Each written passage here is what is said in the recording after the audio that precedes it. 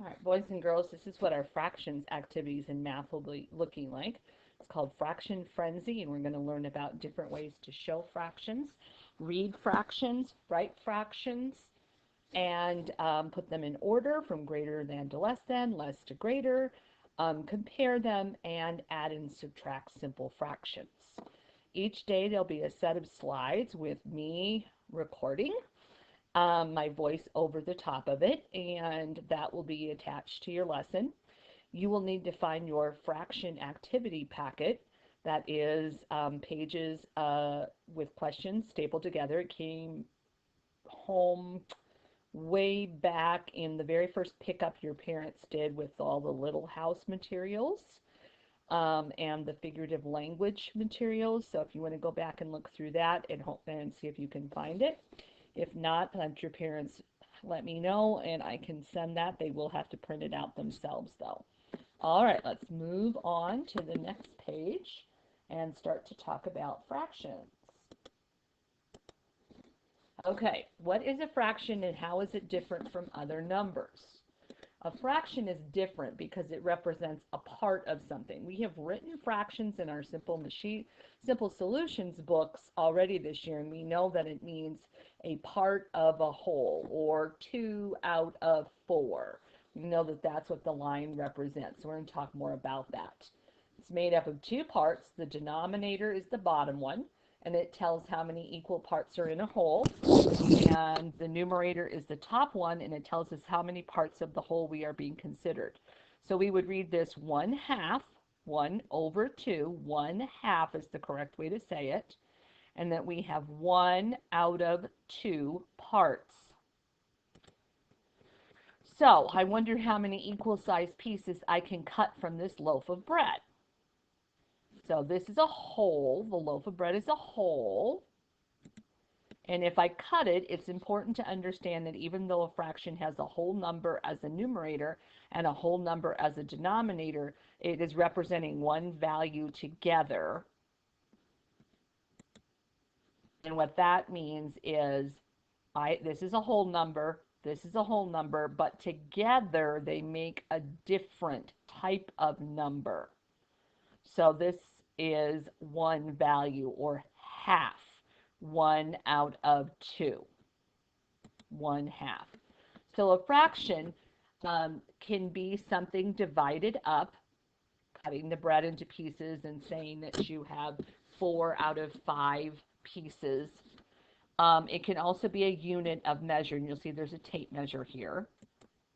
And when we measure something, we did measuring already this year, we did that at the beginning of the year, that it might not always be a whole number unit, especially when we were doing length. We learned about 1/2 inches and 1/4 inches, and therefore we need to refer to numbers that are less than 1, and you guys know that. There's different ways to show fractions, and we're going to start off with modeling fractions through shapes.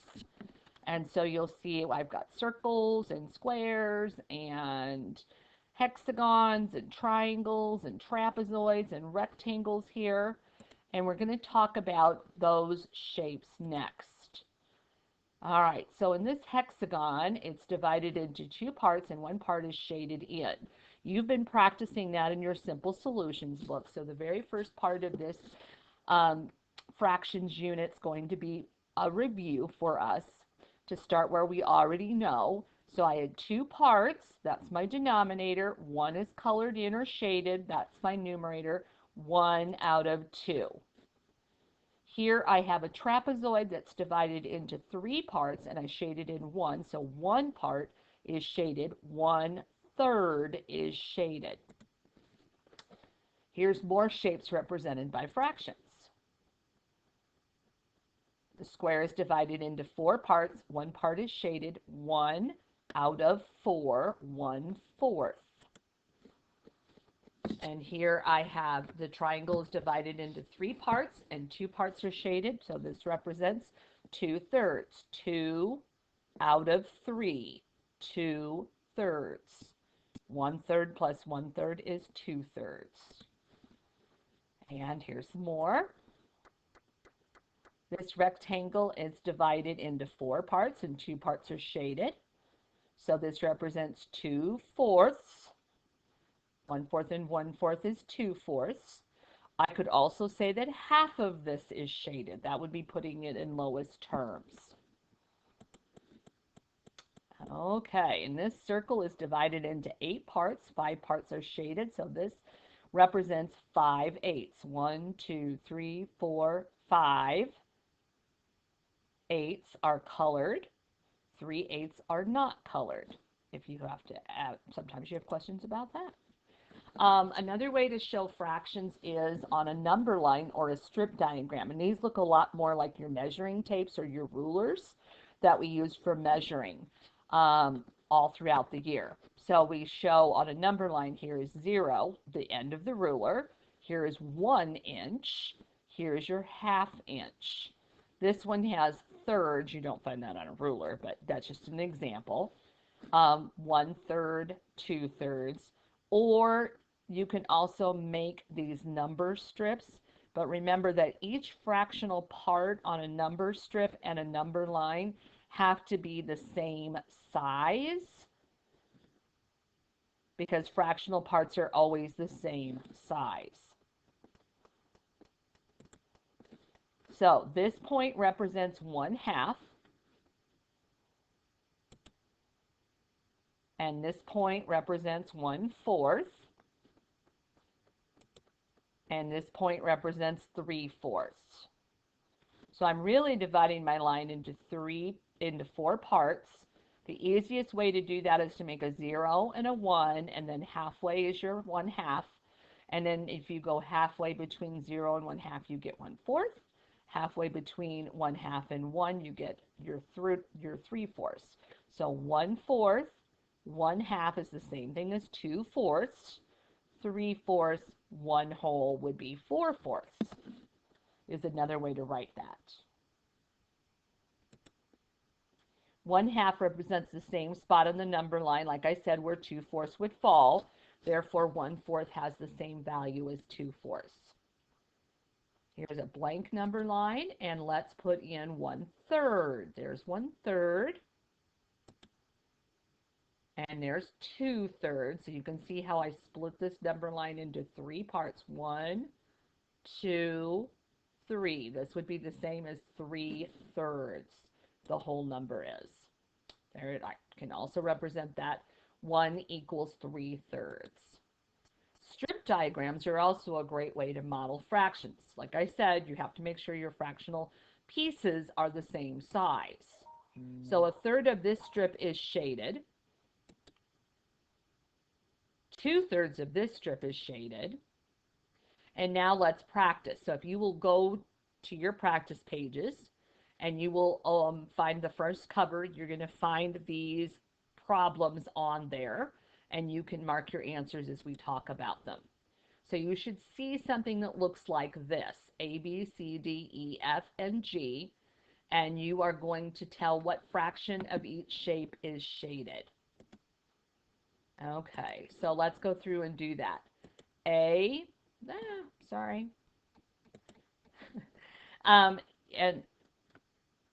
so for example, letter A has 4 parts. 1 is colored in, so on the line I would write 1/4. B, 1 part is colored in out of 3, 1/3.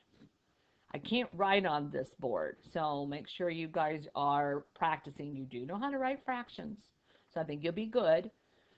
This has 2 parts. 1 is colored in, 1/2. D has 4 parts. 2 parts are colored in, 2/4. E has 8 parts. 3 parts are colored in, 3/8. F has 3 parts. 2 parts are colored in, 2/3. All right, G has 6 parts. 5 are colored in, 5/6. Let's practice. In what way is the fraction 1/2 like fraction 1/4? Are they equal to the same amount? They have the same denominator, that's the bottom number. They have the same numerator, that's the top number, or they do not have any attributes in common. And let's go back. I'm sorry. This one does not show the answers. I forgot that. So the way that they are alike is C. You're going to fill that in. They have the same numerator. That makes them the same. 1 out of 4, 1 out of 2. They do not equal the same amount. They do not have the same numerator. And they do have some things in common. So only C would be correct. All right, let's practice. Now you should see a number line on your practice page. And you need to make sure that you mark 0 and 1, and then 1/2 would be right in the middle. You're going to draw dots, and you're going to write 1/2, draw a dot and put 0, and draw a dot and put 1. Okay, now on this number line, which letter below represents 3/4 on the number line? So remember, we started at 0 when I said we practiced 0, 1/4, 2/4, 3/4, 1 or 4/4. So letter C would be the correct answer. That is 3/4 if we were to label that with the fractions. And that's where we're going to end today.